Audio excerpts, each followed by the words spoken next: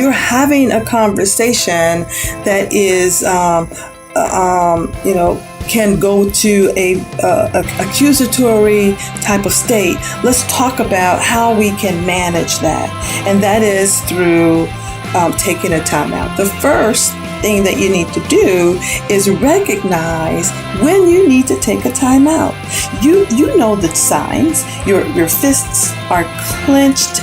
You're red in the face. Your nostrils are flaring. Your heart is beating fast, right?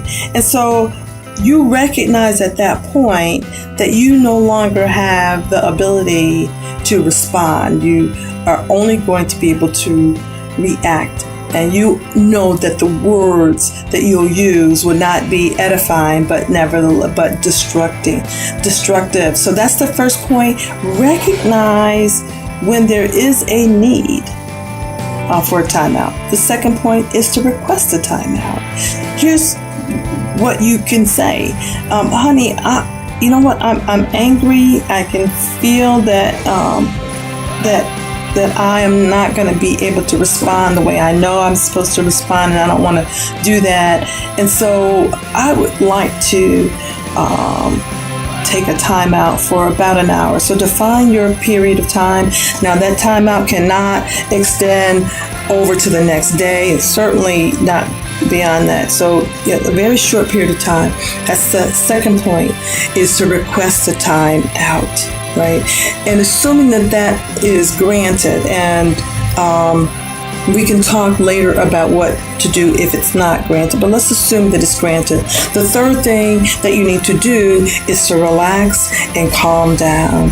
Now, remove yourself from that environment and, calm down and do what it takes to relax. For some people, it is taking a walk around the block. For others, it is singing a song or listening to music. Others, it might just be laying down for a bit.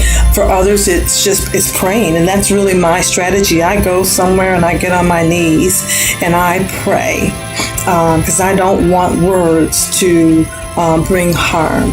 So whatever it takes for you to calm down, that's the important thing. So that's the third thing. And when you can feel that heart rate going back to a normal state, and you've got color back in your skin and your fists are no longer clenched, the fourth thing is to think about what's important. Remember what is important in this relationship that you have cultivated. Why is this topic so difficult? What is my partner really trying to say? Go behind the words and think about his or her intent. Assume positive intent. That's the fourth thing, and that is to remember what's important. In the heat of things, it's easy to forget. So remember what's important. Then the fifth thing is, once you have calmed down and you are able to remember what is important, come back to the conversation, right? And you're in a different state. Now you're in a state where you can respond instead of react. Now you're in a state where you can actively listen and you can assertively ask for what you want. That's just in a nutshell. So listen, if you want more information